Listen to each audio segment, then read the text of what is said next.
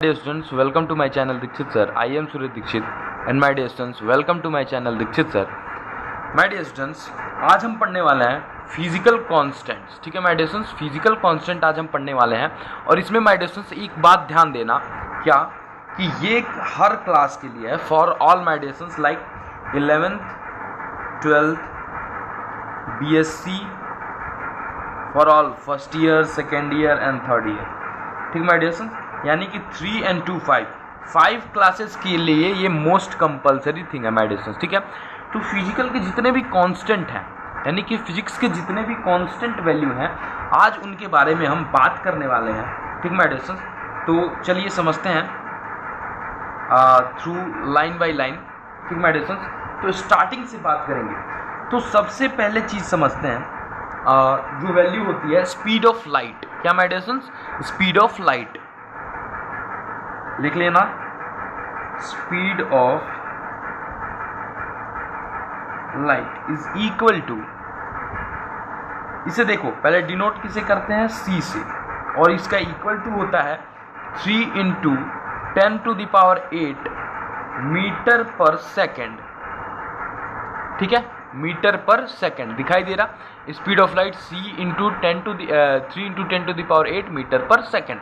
ठीक है, c = में ये हो गया, ये स्पीड ऑफ लाइट हो गया. ये पहले कांस्टेंट वैल्यू हो गई फिजिक्स में, जो कि आप मोस्टली यूज करते हैं. तो अब दिमाग में बैठ गया ना कि जो मोस्टली चीज़ें यूज होती है कांस्टेंट वैल्यूज़, जिन्हें हम डायरेक्ट पुट कर देते हैं क्योंकि हमें वो पता होता है, तो वो वैल्यूज़ क्या होती हैं माय डियर स्टूडेंट्स. आज उन सारी वैल्यूज़ के बारे में पढ़ेंगे ताकि आने वाले जितने भी न्यूमेरिकल क्वेश्चन हैं वो हम फटाक से सॉल्व कर सके माय डियर स्टूडेंट्स. ठीक है, तो आज सारे कांस्टेंट वैल्यू की बात होने वाली है. तो आज पहले c की बात होगी, आप समझना. नेक्स्ट थिंग है प्लैंक कांस्टेंट. आपने सुना होगा, अभी हमने प्लैंक की थ्योरी पढ़ी, तो h क्रॉस h करके आ रहा था ना, उसकी वैल्यू क्या, प्लैंक कांस्टेंट. बता देते हैं, स्पीड ऑफ लाइट रिलेटिविटी में यूज होगा. ठीक है, क्वांटम में भी कहीं कहीं यूज होगा, लेकिन प्लैंक कांस्टेंट क्या होगा, क्वांटम मैकेनिक्स में यूज होगा. और इसके डिनोट करते हैं h से, और इसकी वैल्यू होती है माय डियर स्टूडेंट्स 6.63 × 10⁻⁻34. क्या होता है, 10⁻⁻34 जूल सेकेंड. ठीक है, जूल इंटू सेकेंड. अब देखना माय डियर स्टूडेंट्स, बात करते हैं तीसरे. तीसरा होता है ग्रेविटेशन कांस्टेंट. ग्रेविटेशन कांस्टेंट, इसे हम थर्ड बुक ऑफ फिजिक्स में यूज करेंगे, जो तीसरी हमारी बुक है उसके अंदर हम यूज करेंगे. इन BSc और बाकी जो 11th 12th वाले स्टूडेंट्स हैं वो हमेशा इसे यूज करेंगे. ठीक है, इसे हमेशा यूज करेंगे. तो ग्रेविटेशन कांस्टेंट को डिनोट करते हैं कैपिटल G से, और इसके इक्वल टू वैल्यू होती है 6.67. ठीक है, अब नीचे आ जाते हैं, इंटू 10⁻⁻11. ठीक है, अब देखना, यूनिट ध्यान से देखना, यहाँ पर न्यूटन मीटर स्क्वायर पर kg स्क्वायर. ठीक है my dear students, newton metre square पर kg स्क्वायर. इन तीनों चीज़ों की वैल्यू याद कर लो. देखो, पहला speed of light, Planck constant और ग्रेविटेशन कांस्टेंट, तीन चीज़ें सफाचट याद हो गई. अब आ जाओ आगे. आगे कह रहा है माय डियर स्टूडेंट्स, 11th में आपने पढ़ा होगा बोल्ट्जमैन कांस्टेंट, और ये BSc में भी बहुत बार यूज हुआ है, तो इसे लिख लो ना, क्या, बोल्ट्जमैन कांस्टेंट. ये बोल्ट्जमैन यहाँ पे हो गया कांस्टेंट. अब ये होता क्या है, ठीक है, बोल्ट्जमैन यहाँ पे देखना, बोल्ट्जमैन को डिनोट करते हैं K से. ठीक है, बोल्ट्जमैन को डिनोट करते हैं K से. अधिकतर पोटेंशियल्स के क्वेश्चन में यूज होता है हमारे साथ. ठीक है, इसमें K से डिनोट करते हैं. उसकी वैल्यू होती है 1.38 × 10⁻⁻23. ठीक है, इतना जूल केल्विन क्या होता है, इसका वैल्यू होता है किसका, बोल्ट्जमैन कांस्टेंट का. माय डियर स्टूडेंट्स, इतना समझ में आया. Speed of light, Planck constant, gravitation constant, Boltzmann constant, ये चार चीजें समझ में आ गई. चार चीजें समझ में आ गई माय डियर स्टूडेंट्स. ठीक है, अब इसे मिटाएं, आगे बढ़े. ठीक है, स्क्रीनशॉट ले लो, जो लेना है ले लो. ठीक है, लाइन से आज हर कांस्टेंट की बात होगी माय डियर स्टूडेंट्स. ठीक है, आ जाओ आगे बढ़ते हैं. और ये सबके लिए, ये मत सोचना बीएससी के लिए है या फिर 12th वालों के लिए, सबके लिए 11th 9th 10th 11th 12th BSc के सारे first year second year third year. अब आ जाओ बात करते हैं नंबर 5 की। चलो नंबरिंग डाल के करते हैं। नंबरिंग 5 की, 4 हो गए, 5 की। पांचवा है मोलर गैस कांस्टेंट, केमिस्ट्री में यूज करते हो इसे, मोलर गैस कांस्टेंट यूज करते हो, ठीक है। अब देखो इसकी वैल्यू आपको नहीं पता होती है और बाद में आप परेशान हो जाते हो, तो इसे डिनोट करते हैं आर से, ये तो आप सब जानते हो। लेकिन इसकी वैल्यू क्या होती है मेडिसिन्स, 8.314। क्या होती है, 8.314 जूल। ध्यान देना, थोड़ा यूनिट ध्यान देना, मोल केल्विन, ठीक है। अब आ जाओ 6 नंबर पर। 6 नंबर होता है मेडिसिन्स, मोस्टली आप सबने यूज किया होगा अगर आपने 11th तक पढ़ा है तो, वो होता है अवोगाद्रो नंबर। अवोगाद्रो नंबर, ठीक मेडिसिन्स। अवोगाद्रो नंबर को Na से डिनोट किया जाता है और कहीं कहीं A से डिनोट किया जाता है, ठीक है। ये होता है 6.023 इंटू, ये होता है 6.022, तो सिग्निफिकेंट बनता है तो 6.023 हो जाता है। तो जो वैल्यू बनती है वो होती है 6.023 into 10⁻23 mole. Is it clear? इतने मोल्स क्या होते हैं एक एटम में। ये अवोगाद्रो ने थ्योरी दी थी, तो ये अवोगाद्रो का है। ये दोनों किसके लिए हो गया, केमिस्ट्री के लिए। ध्यान देना, किसके लिए, केमिस्ट्री के लिए। लेकिन ये क्या होगा, फिजिक्स में भी यूज है इसका, ठीक है। अब आ जाओ नंबर 7 पर, ठीक मेडिसिन। नंबर 7 पे है चार्ज ऑफ इलेक्ट्रॉन। देखो ये भी केमिस्ट्री फिजिक्स दोनों में है, लेकिन मैक्सिमम फिजिक्स में है। तो चार्ज ऑफ इलेक्ट्रॉन, अब ये तो आपको पता होना चाहिए, क्योंकि आप लगभग जो भी आप अगर 11th 12th में हैं तो आपको ये पता होना चाहिए, बीएससी में है तो आपको पता होना चाहिए। तो होता है क्या है, E इज इक्वल टू 1.66, ठीक है। ये देखो 1.6, क्या 1.602 इंटू 10⁻⁻19 कॉलम। ये सीफर होता है कॉलम, ठीक है। कॉलम चार्ज की यूनिट है। अब देखना, इसको आप 1.6 भी लिख सकते थे और 1.602 इंटू 10⁻⁻19 कॉलम भी लिख सकते थे मेडिसिन, ठीक है। अब आ जाइए आगे बढ़ते हैं चार्ज ऑफ इलेक्ट्रॉन से, इसे भी नोट कर लेना, ठीक है। ऐसे करके आगे बढ़ते रहें, धीरे धीरे नोट करते जाना साथ में। कहते हैं ना, साथ ही हाथ बढ़ाना, एक अकेला थक जाएगा, ठीक है। अब देखो आगे बढ़ जाते हैं, आगे बात करते हैं नेक्स्ट नंबर की। आप नंबरिंग कर लीजिएगा, ठीक है। हम अगर नंबरिंग करें तो हम नंबरिंग करते रह जाएंगे, ठीक है। नेक्स्ट है परमिएबिलिटी, ठीक है, ऑफ वैक्यूम। देखो दो चीजें होती है, एक होता है परमिएबिलिटी, दूसरा होता है मेडिसिन परमिएबिलिटी होता है एक, ठीक है, और एक होता है परमिटिविटी, परमिटिविटी ऑफ वैक्यूम। अब देखो परमिएबिलिटी ऑफ वैक्यूम को डिनोट किया जाता है मेडिसिन न्यू नॉट से, उसके इक्वल में होता है 4 पाई, ठीक है। ध्यान देना 4 पाई इंटू 10⁻⁻7, अब क्या, न्यूटन पर ए स्क्वायर, ठीक है। Is it clear? ये हो गया क्या, परमिएबिलिटी। अब देखो परमिटिविटी क्या होता है, परमिटिविटी ऑफ वैक्यूम का हो जाएगा medicine epsilon naught is equal to 8.85 into 10⁻⁻12 force पर मीटर। Is it clear? ये क्या हो जाएगा, परमिटिविटी। दोनों क्लियर हो गया, परमिएबिलिटी एंड परमिटिविटी, ठीक है।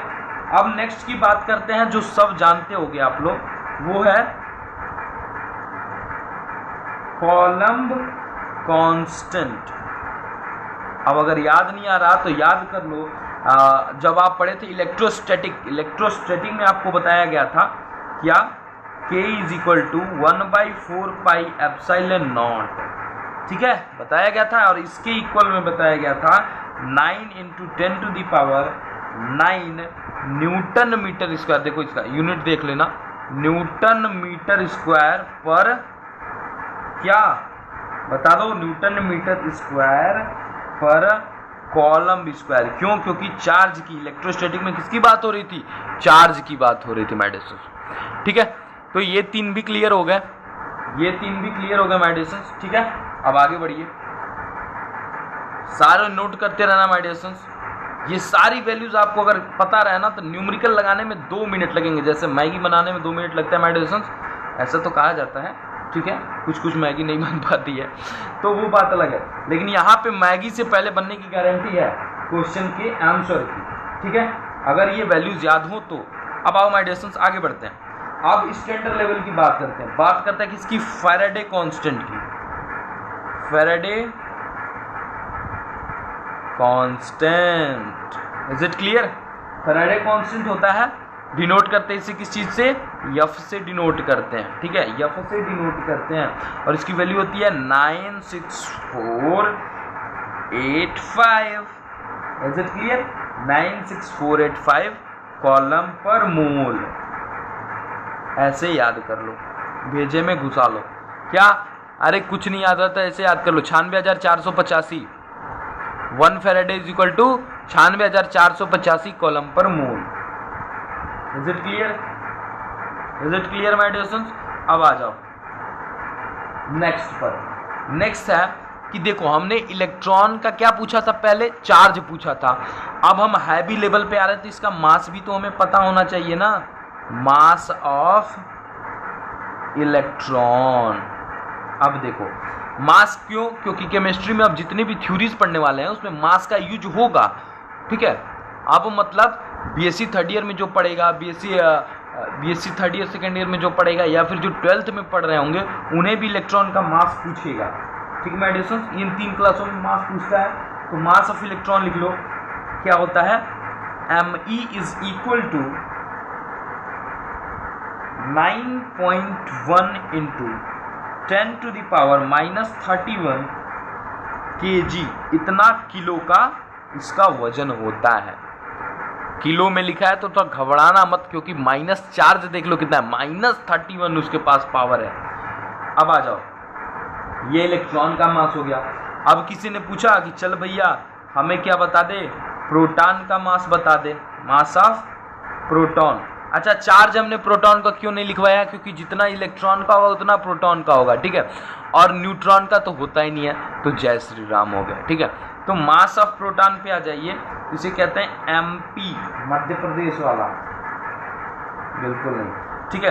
तो 1.67 × 10⁻⁻27 kg, ये क्या होता है माय डियर स्टूडेंट्स, किसका वेट होता है, मतलब किसका मास होता है, प्रोटॉन का मास होता है माय डियर स्टूडेंट्स, ठीक है। ये क्या होता है, प्रोटॉन का मास होता है। ये देखो 27 लिखा हुआ है, देख लेना जरा सा, ये देखो 27 लिखा हुआ है। Is it clear? कोई दिक्कत नहीं है। अब आ जाओ, अब आगे बढ़ते हैं, ये भी क्लियर। अब कुछ अच्छी बातें करते हैं, ये हो गई बच्चों वाली बातें, क्या हो गई, बच्चों वाली बातें हो गई माय डियर स्टूडेंट्स। अब बात करते हैं कुछ अच्छे लेवल की, तो उसके पहले मास ऑफ इलेक्ट्रॉन प्रोटॉन लिखवा दिया है, तो अब लिखवा देते हैं क्या, मास ऑफ न्यूट्रॉन। सब नोट कर लियो मेरे भाई, सब नोट कर लियो, क्या Mn से डिनोट कर दो, इज इक्वल टू 1.67 × 10⁻⁻27, ठीक है, ये किसमें, kg में, लगभग प्रोटॉन के इक्वल, ठीक है, लगभग।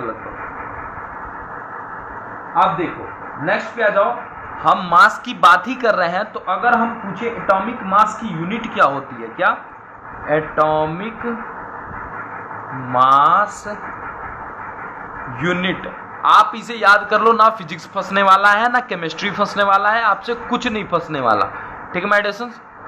Is it clear? अब देखो एटॉमिक मास यूनिट, इसे डिनोट करते हैं यू से, तो u is equal to 1.66 into 10 to the power my dear student -27 क्या है kg। मतलब अप्रॉक्सीमेट देखो 1.67 1.66 अप्रॉक्सीमेट जो है सेम चल रहा है। अब ऐसी चीज जो आप बहुत कम सुने होगे या फिर सुने ही नहीं होगे, वो है my dear students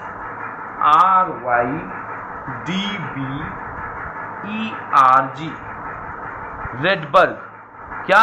Rydberg constant. Rydberg constant आप क्वांटम मैकेनिक्स में यूज करोगे, ठीक है, ये बीएससी वालों के लिए है। तो RA इज इक्वल टू हो जाएगा 1.097 into 10 to the power 7 metre. ठीक है माय डियर स्टूडेंट्स, ये कांस्टेंट वैल्यू रेडबर्ग वाली किसमें हो जाएगी 1.097 into 10 to the power 7 metre में हो जाएगी। और ये किसके लिए है? ये स्पेशली केवल बीएससी के लिए, ये 12th 11th वाले मत पढ़ना, ये केवल बीएससी के लिए है, ठीक है, सेकेंड ईयर और थर्ड ईयर बीएससी के लिए। अब आ जाओ माय डियर स्टूडेंट्स, रेडबर्ग के बाद हम बात करते हैं बोर्स मैग्नेट्रॉन की। ठीक है, किसकी my dear students? Bohr's magnetron की। बहुत ही शानदार चीज, बहुत ही शानदार यूनिट। ठीक है, आगे बढ़ते हैं। पहले अब देखो यहाँ पे बात किसकी करते हैं? बोर बाबा के।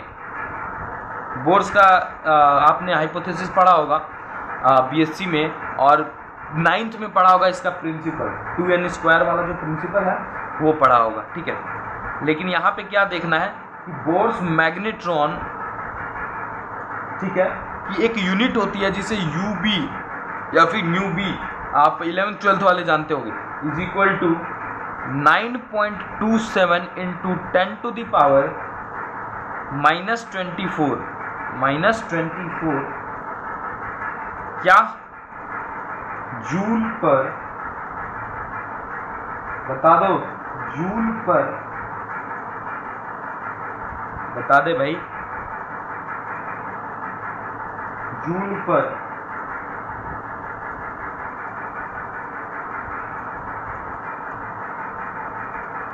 पर क्या? टेस्ला।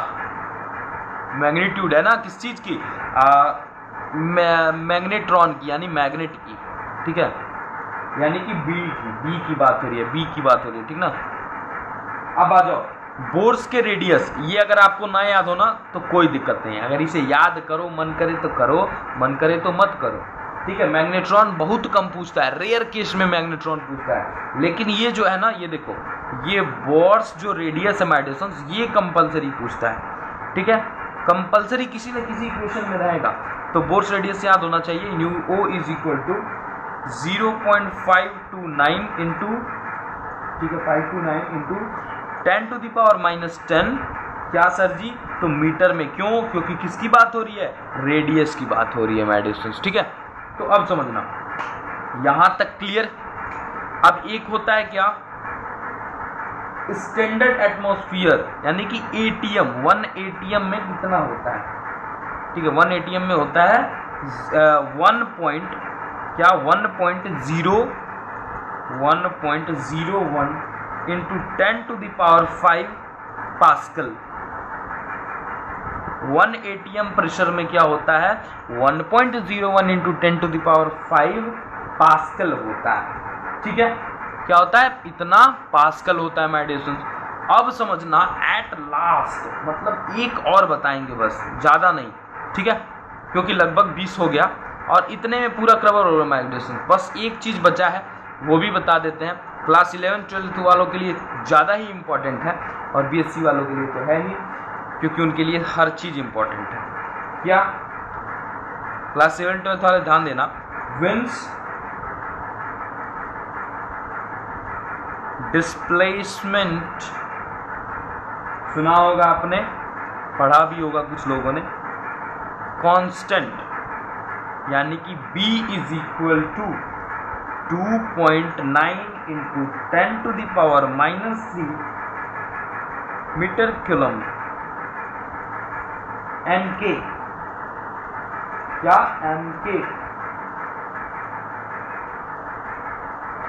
क्या ऐसा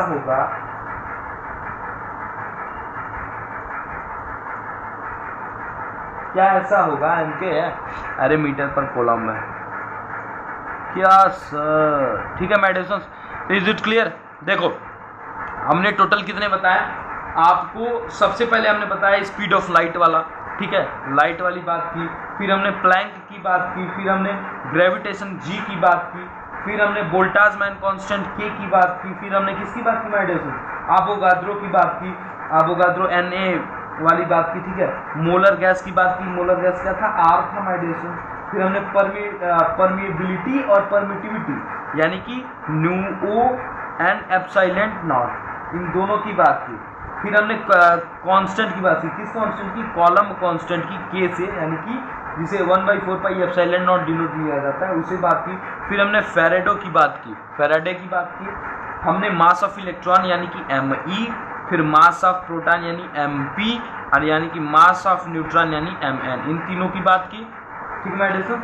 इन तीनों की जब बात होगी तो हमने कहा एटॉमिक मास यूनिट भी जान लेते हैं, तो इसके थ्रू हमने क्या जाना, एटॉमिक मास यूनिट जाना, U = 1.66 × 10⁻27 kg, ये हमने U की वैल्यू फाइंड की, ठीक है मेडिसिन। अब देखो हमने रेडबर्ग पढ़ा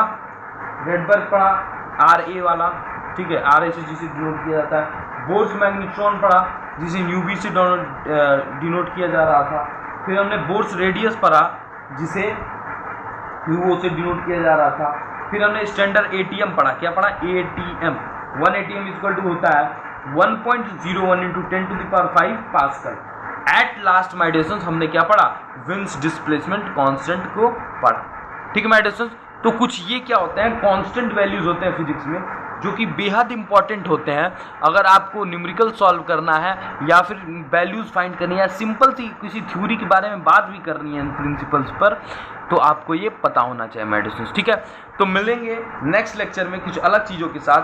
आपका ये फिजिकल कांस्टेंट की जो लेक्चर था वो यहीं पे एंड होता है मेडिसिन, ठीक है, और मिलेंगे जल्दी नेक्स्ट लेक्चर में।